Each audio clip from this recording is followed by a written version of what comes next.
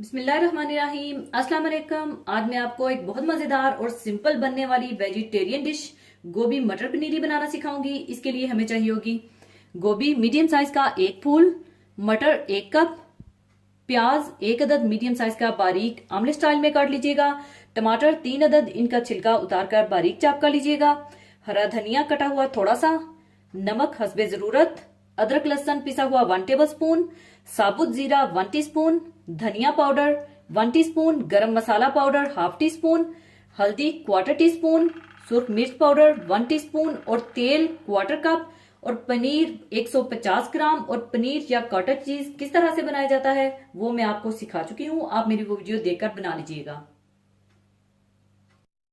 सबसे पहले आप तेल गर्म कर लीजिए और इसमें आप डाल दें जीरा और कटी हुई प्याज और इसे थोड़ा सा भून लें।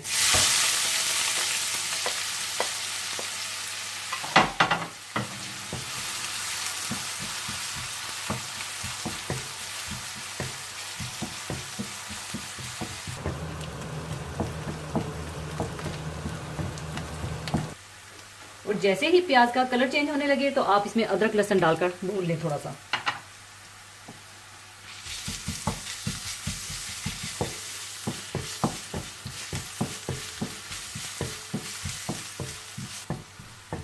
जैसे ही अदरक लहसुन भून जाए तो आप इसमें डाल दें टमाटर,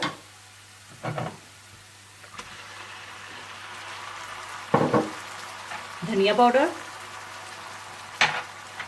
हल्दी पाउडर, नमक, सूर्ख मिर्च पाउडर और 1 कप पानी और इसे अच्छी तरह से मिला लें।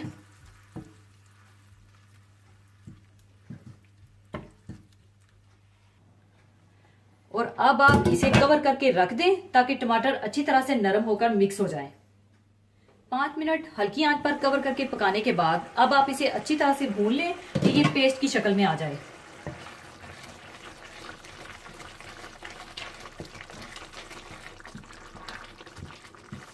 और जब मसाला अच्छी तरह से भून जाए और पेस्ट की शक्ल में आ जाए तो आप इसमें गोभी और मटर डालकर अच्छी तरह से मिला लें।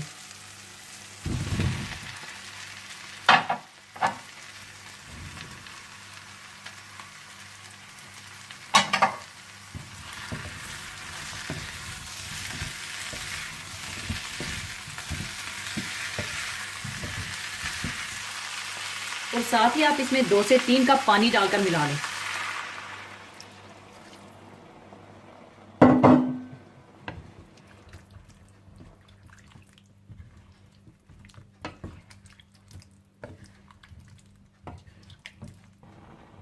और अब आप इसे उस वक्त तक पकाएं जब तक कि गोभी और मटर अच्छी तरह से गल जाएं। और जब गोभी और मटर अच्छी तरह से गल जाएं तो आप पनीर हाथ से तोड़कर ऊपर डाल दें।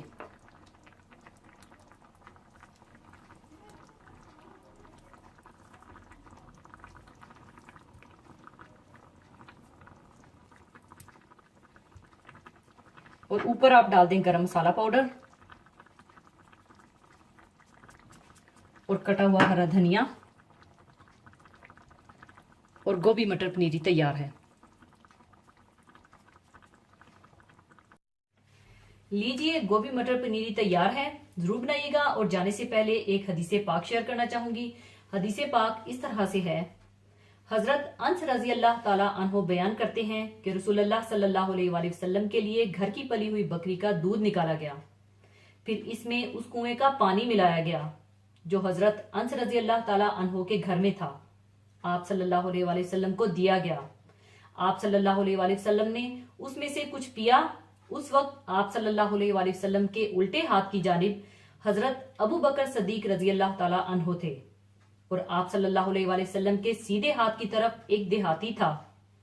हजरत उमर रजी अल्लाह ताला अन्हो ने अर्ज किया कि या रसूलल्लाह सल्लल्लाहु अलैहि वसल्लम, बचा हुआ दूध हजरत अबू बकर रजी अल्लाह ताला अन्हो को अनायत फरमा दें।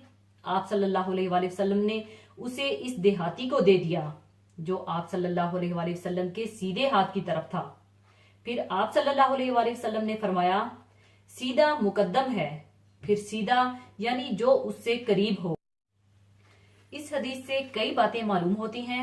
सबसे पहले तो ये कि हजरत अंस रजी अल्लाह ताला अन्हो ने तवाज़े के तौर पर अपना नाम लिया, हालांकि ये सारा वाकया उनके अपने घर का है, लिहाजा वो ये कह सकते थे कि इस दूध में उस कुएं का पानी मिलाया गया जो मेरे घर में था।